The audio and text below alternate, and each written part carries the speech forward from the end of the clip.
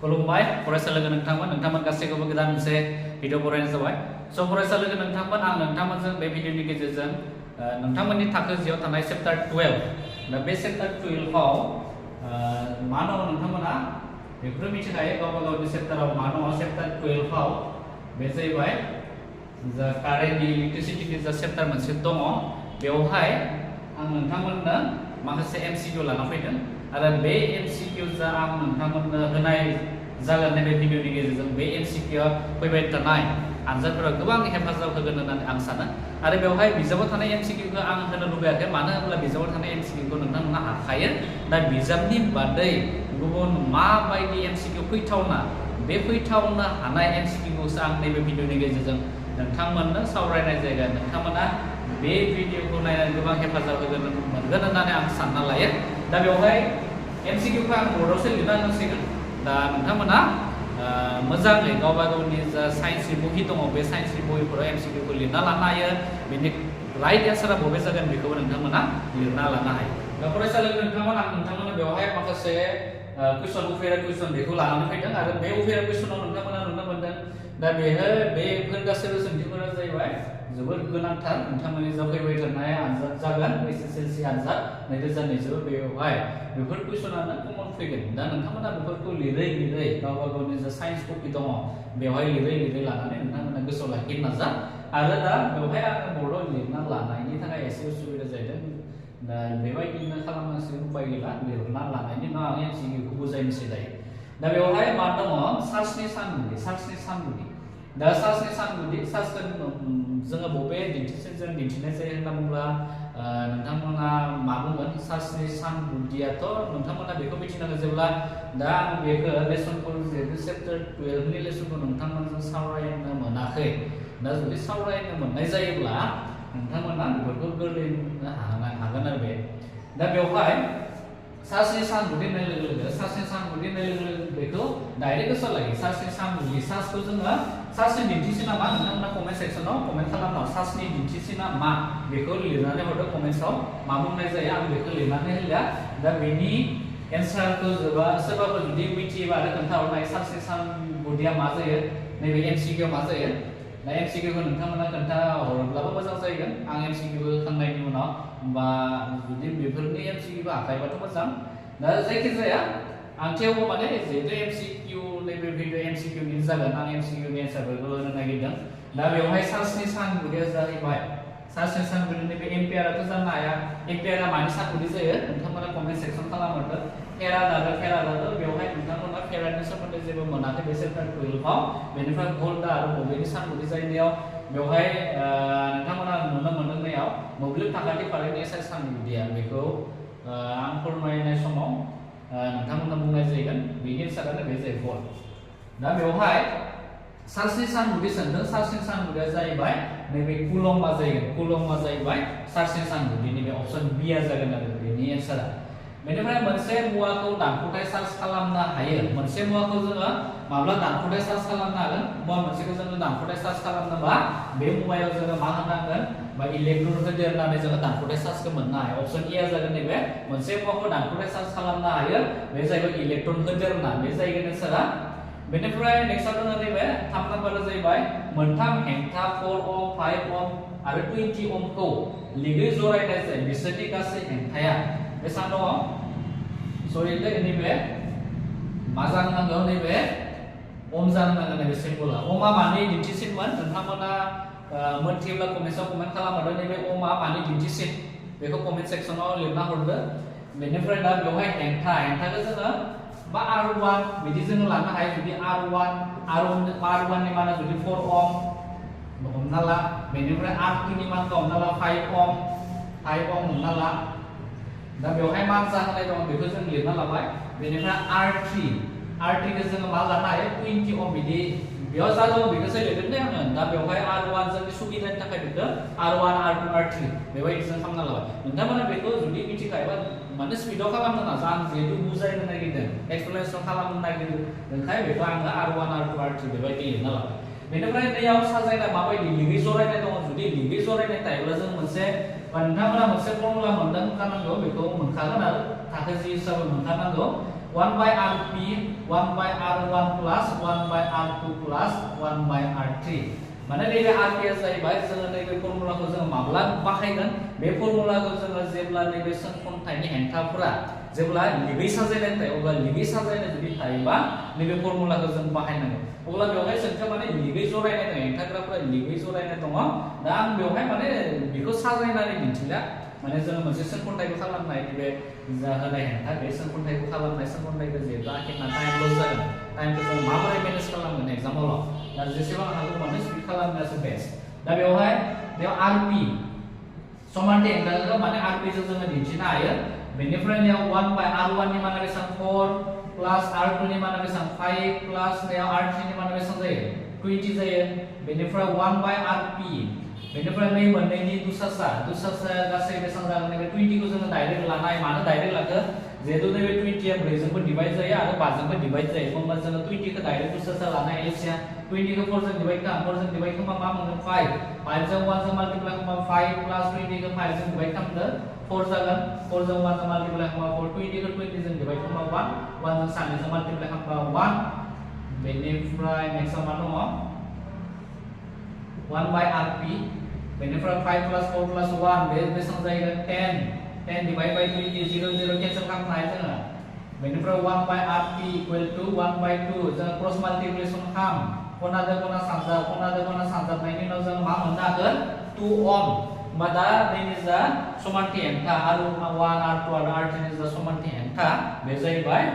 rp equal two 2 ओम होमबा अपसन बबे correct जागोन आन्सारा दा नैबे अपसननिया जाहैबाय कारेक्ट आन्सार नोंथांमोना 2 ओम दा बेबायदि जोङो नोंथां बानायनानै बेखौ गोबां जों मालाबा जुदि नैयाव गुबुन अनजिमाफोरबो होनाय थानो हागौ अनजिमाफोर होनाय थाब्ला गिनांगौ गैया नोंथांमोना बेबायदि फर्मुलाफोरखौ गोसोआव लाखिनानै गोरलैनो खालामलांनो हायो आरो जुदि नैयाव लिगै जरायनाय होआलाखासेनो जुदि नैयाव कुइसनाव जुदि नैबे लारियै जरायनाय होनाय थायोब्लाबो बिनि सायाव मा जागोन लारियै जरायनाय बानाय सपोज आं बेखौ एन्सारा नैबे जागोन 3 नाम्बार एन्सारा अपसन ए जायो जुदि सपोज हमना ला लिगै जरायनायनि जायगायाव जुदि हमना ला लारियै जरायनाय जायो सोंखन्थायाव हेंथाग्राफोरा जुदि लारियै जरायनाय थायोब्ला अब्ला बिनि एन्सारा मा जागोन दा लारियै जरायनायनि मोनसे फर्मुला दङ rs माने सिरिज कानेक्सन दा बेनि गासै हेंथा दिहुननाया मा जायो r1 plus r2 plus r3 दा बेखौ क्लास खालामना हो बे मोनथाम हेंथानि मानखौ फज'नानै क्लास खालामना होनायाव 4 प्लस 5 प्लस 20 4 प्लस 5 खालामबा बेसेबां जायो 9 प्लस 20 9 प्लस 20 खालामबा मा जायो 29 ओम होमबा अपसनाव बहाबा दङ नामा 29 ओम गैया दा बेबायदि जुदि जों बेवहाय आरो जुदि बेयाव जुदि लारि जरायनाय बिदि थाबा अपसनाव थांनोबो हानाय माने 29 ओमआ आरो आं बेखौ माने नोंथांमोनखौ जाहाथे क्लियार खालामनो नागिरो लारि जरायबा माबायदि जागोन आरो लिगै जरायबा माबायदि अपसनफोरा जागोन बा एन्सारफोरा माबायदि गोरोबहैगोन बेखौसो आं नैबे दिन्थिना होनाय जादों दा 29 अपसन गैया आरो बेवहाय लिगैसो जरायनाय दङ अपसन एया जायो नैबे मेथडआव खालामना लारि साजायबासो बे मेथडजों जों खालामनो बेनिफ्राय नेक्स्टआव दङ 4 नाम्बार मोब्लिब शक्तिनि फालांगियारि सानगुदिया 1 किलोवाट आवर नैबे जाबाय 1 किलोवाट आवर मोब्लिब मालाबा सोंनो दै नैबेखौनो कुइसन सोंनाय शर्ट कुइसन मोब्लिब शक्तिनि फालांगियारि सानगुदिया मा होमबाना नोंथांमोना होननांगोन किलोवाट आवर बेखौ होनो नांगोन फालांगियारि सानगुदि सोङोबा दा नैबे 1 किलोवाट आवारा माजों समान जागोन दा नोंथांमोना बेखौ डाइरेक्टलि गोसोआव लाखिनो हायो डाइरेक्ट थोंजोङैबो गोसोआव लाखिनो हायो दा नोंथांमोना नाय बेखौ आं माबायदि खालामो नोंथांमोना नायला दा बेवहाय बेखौ आङो एन्सारखौ नोंथांमोना जुदि डाइरेक्ट मिथियोबा डाइरेक्टबो जों अपसनखौ कारेक्ट खालामफानो हायो बेखौ नोंथांमोना जुदि गोसोआव दङबा आरो जुदि साप'ज हमना गोसोआव गैया दा जों नाय नैबे 1 किलोवाट आवर दङ बेवहाय 1 किलोवाट आवर दा बेवहाय 1 किलोवाटखौ जोङो माने 1000 वाटजों बे मा जाहैगोन समान जाहैगोन 1000 वाटजों समान जायो बेनिफ्राय बेवहाय आवारखौ जोङो 1 आवारखौ जुदि सेकेन्डआव लाना थाङो बेसेबां जागोन 60 into 60 सेकेन्ड जागोन होमबा बेखौ जेब्ला जोङो बेयाव फज'ना होयो 1 किलोवाट आवर थामहिनबा बेवहाय जोङो किलोवाटनि जायगायाव जेब्ला जोङो 1000 फज'यो बेनिफ्राय आवारखौ जोङो जुदि सेकेन्डआव लाङोब्ला मा जायो बेयो 60 into 60 बेनिफ्राय बे गासैखौबो सानजाबा माबायदि जागोन नोंथांमोना गासैबो सानजाबनो नाङा जों सानजाबनायनि माबायदि टेकनिक दङ 2 जों 2 सानजाबा बेसेबां जायो 32 जों जोङो 1 जों सानजाबा मा मोनगोन 36 खौनो मोनगोन जों 36 बेनिफ्राय बेवहाय लाखिनायाव मोनथाम दं 1 2 3 4 5 दा बेवहाय लाखिखौ बेसेबां होगोन जोङो मोनबा होनो बेवहाय मोनब्रै मोनबा जाहैबाय बेनिफ्राय दा मोनसे मेथड दङ जोङो साइन्टिफिक बे नोटेसन इउज खालामनानै जोङो बेखौ लिरनो हायो दानियाव जेब्ला जोङो 3.6 0 बेसेबां जागोन बेनो जागोन दा जोङो बेखौ लिराबाबो जायो 0 खौ जों लिरफिनाबाबो जायो इनटु जोङो बेसेबां होनो हायो बेयाव माने नैबे दशमिकखौ नोंथांमोना बेनि उनथिं ओरै दङ होनना सानना ला दा जेब्ला नोङो दशमिकखौ नैबे 2 नि सिगाङाव लाना फैगोन मोनसे मोननै मोनथाम मोनब्रै मोनबा 6 नि सिगाङाव जोङो दशमिकखौ लाबोनाय जागोन स' बेखायनो जोङो मा लानाय जायनिखौ नैबे 10 to the power 6 जोङो लिरनो नांगोन आरो बे जाहैबाय मोनसे स्टेन्डार्ड फर्म लिरनायनि आरो बेबो मोनसे आदब नैजों बेजों समानानो जायो लिरनाया बेनिफ्राय सानगुदिखौ जोङो मा लिरनो हायो जुल लिरनो नांगौ बेयो माने नैबे 1 किल'वाट आवारा माजों समान जानो हायो 3.6 into 10 to the power 6 जुल ना अपसन बबे कारेक्ट जायगोन सारा अपसन बी आ जागोन कारेक्ट आन्सार बेनिफ्राय नेक्स्ट 5 नाम्बार दं मोब्लिब थाखाथि फारागनि एसआइ सानगुदिया दा थाखाथि फारागनि दिन्थिसिना मा जायो थाखाथि फारागनि दिन्थिसिना जाहैबाय पि आरो बिदिनो सानगुदि बे सानगुदिया जाहैगोन थाखाथि फारागनि एसआइ सानगुदिया मा जाहैगोन भल्ट जायो भल्ट बे भल्टनि सिम्बला मा जायो भल्टनि सिम्बलाबो बे पियानो जायो आरो दा बेफोर मोनबा सोंथि आरो नेक्स्ट बिनि उनाव आङो नेक्स्टखौ होनो नागिरदों बेखौ खोमोरखांनायनि उनाव आं नोंथांमोननो नेक्स्टखौ लिरनानै होनोसै स' फरायसालियाव नोंथांमोना नेक्स्ट नुनो मोनबाय नै 1 नाम्बारनि उनाव नेक्स्ट 6 नाम्बार फैबाय दा बे 6 नाम्बाराव दङ नोंथांमोना नुनो मोनदों बेवहाय सोंथिया नाय सोंथिखौ मोजाङै फरायना नाय जुदि मोनसे दैदेनग्रानि थोंगोर दानस'नि गेजेरजों टि समाव माने टाइमनि माना बेसेबां टि होनाय टि समाव थांनाय चार्जआ किउ जायो मोनसे हमना ला दैदेनग्रानि गेजेरजों थांबाय आरो बे मोनसे दैदेनग्रानि सेराव मोनसे बेनिफ्राय बेयाव लागै थांनायाव किउ चार्ज थांबाय बा किउ चार्ज थांनाया बेसेबां सम लायो टि सम लायो आरो मोब्लिब दाहारा आइ जायो बेनिफ्राय बिथिं थांनाया मा जायो मोब्लिब दाहारा आइ होनना बुंनाय जायो दा आइ जायोब्ला बिसोरनि गेजेराव सोमोन्दो मोननै जाबाय दा सोमोन्दोआ मा जागोन बेनि जाय रिलेशनशिप दा बे मोनसे फर्मुला दङ फर्मुलाखौ डाइरेक्ट बेवहाय होनाय जादों I equal to Q by T नैबे मोनसे दङ I equal to T by Q C equal to T I Q नैबे I equal to Q T दा बे मोनब्रैनि मादाव अपसन ए आनो राइट आन्सार जायो I equal to Q by T नोंथांमोननि बे फार्स्ट पेज नङा बेयो सेकेन्ड पेजाव मा दङ बे फर्मुलाया बे चेप्टारनि आरो I equal to Q by T बे मोनसे इम्पोर्टेन्ट फर्मुला बेखौ जोङो एंगारनानै बेनि जा मेथ्सफोर दङ बे मेथ्सखौ जों खालामनानै बे मोनसे गोनांथार फर्मुलाबा आरो बेखौ जोङो मेथ्स खालामनाय नैबे चेप्टार 12 नि मेथ्स खालामनाय समाव गोनांथि जायो बेखौ डाइरेक्ट गोसोआव लाखि नोंथांमोना I equal to Q by T थामहिनबा नैबे दाहार equal to charge divide by मा जाहैगोन सम बेखौ गोसोआव लाखि अपसन ए आ जायो बेनिफ्राय नेक्स्ट आं नैबे कुलमखौ जोङो माजों दिन्थिनाय जायो C जों जोङो दिन्थिनाय जायो कुलमनि दिन्थिसिना मा C बेनिफ्राय जुलनि दिन्थिसिना मा जायो जुलनि दिन्थिसिना जाहैबाय J आरो भल्टनि दिन्थिसिना मा जायो V दा बे मोनथामनि गेजेराव सोमोन्दोआ बेखौ सोंदों दा नोंथांमोना मोनसे फर्मुला मोनदों जानांगौ दा फर्मुलाखौ नोंथांमोना गोसोआव दंना गैया बेखौ मिथिला दा मोनसे थाखाथि फाराग बेनिफ्राय आरो बेवहाय नैबेथ' थाखाथि फारागा जाहैबाय बेनिफ्राय हाबा मावफुंनाय बेनिफ्राय आरो बेवहाय दङ चार्ज दा बिसोरनि गेजेराव मोनसे फर्मुला दङ नोंथांमोना बे फर्मुलाखौ मिथिबा खोन्थानानै होदो दा फर्मुलाखौ नोंथांमोना मिथियोबा कमेन्ट सेक्सनाव कमेन्ट खालामहर दा बेवहाय मोनसे फर्मुला होनाय दङ थाखाथि फाराग माने थाखाथि फारागखौ जोङो v जोंनो दिन्थिनाय जायो थाखाथि फारागखौ जों v जोंनो दिन्थिनाय जायो बेनिफ्राय हाबा मावफुंनायखौ जोङो w जों दिन्थिनाय जायो w बाय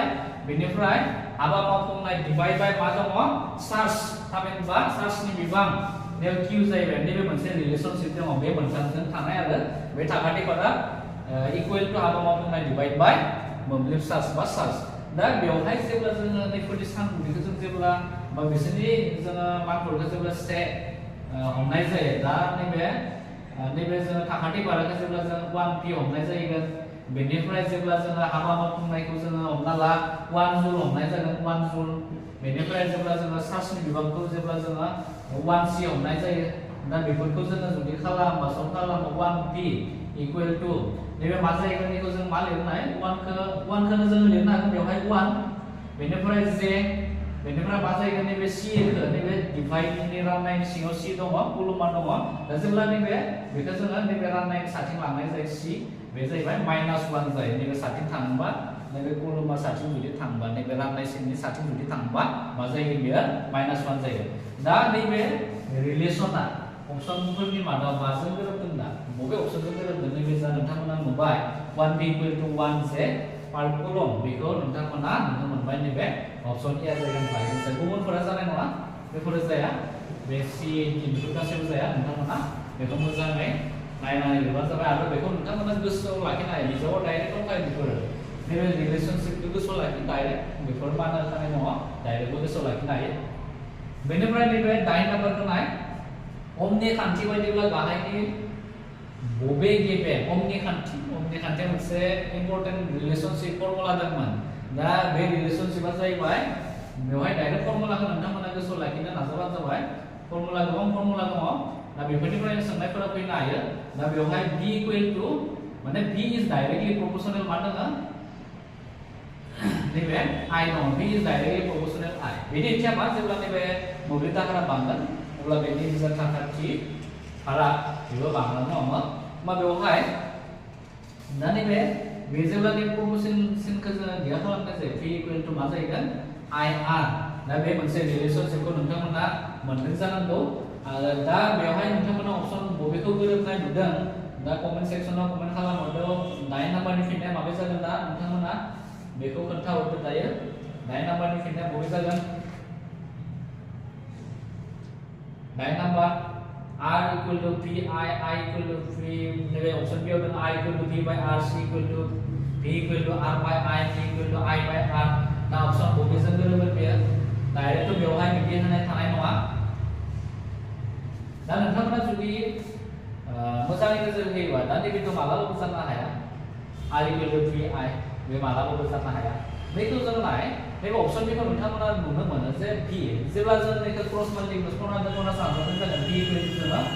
i r खौ जोङो मोननो हायो i r नैबे अपसन b आ आरो नैबेखौ जोङो क्रस माल्टिप्लिकेसन खालामबा r = जों मा मोननो हागोन v i मालाबाबो बे जानो हाखाया नैबे i = नै मा मोननो हायो v r जों मोननो हायो बेबो मालाबाबो जानो हाया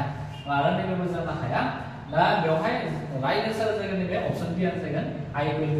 v by r बेखौबो जोङो होनो हायो बा v = मालाबा v = i r बिदिबो जायो दा फरायसाफोरखौ माने कनफ्यूज खालामनो थाखाय माने डाइरेक्ट होआलासिनो बेबायदि माने फ्रेक्शन बा बोखावखोन्दोआव होनाय थागोन दा बेनि जा राइट आन्सार बे जाहैबाय i = v by r option b आ जागोन राइट आन्सार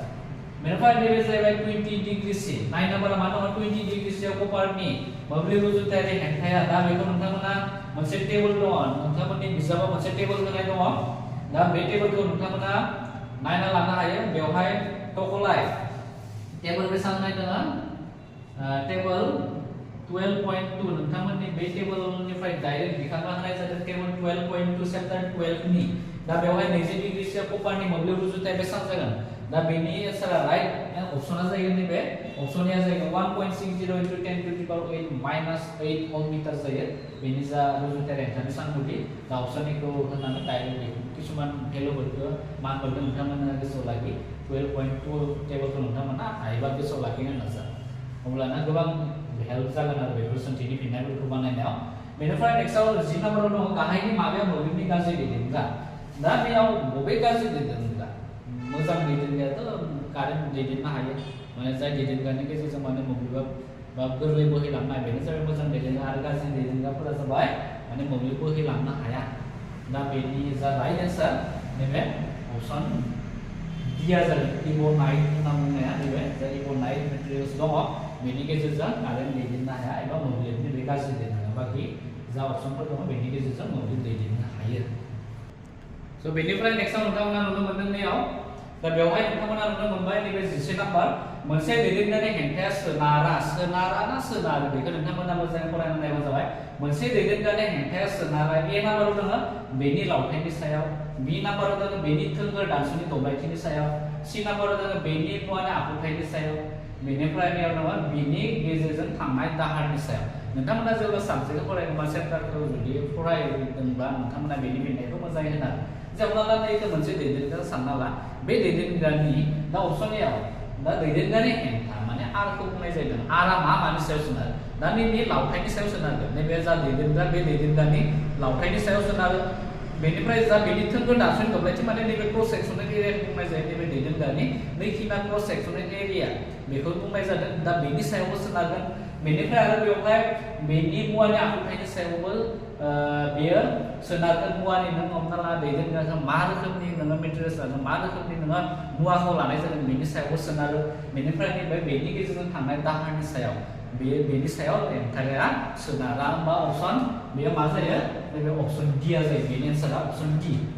बेनिफ्राय नैबे नेक्स्ट जागोन 12 बा R1 आरो R2 हेंथा मोननैखौ लिगै जरायनाय जादों जरायनाय हेंथानि समान हेंथाया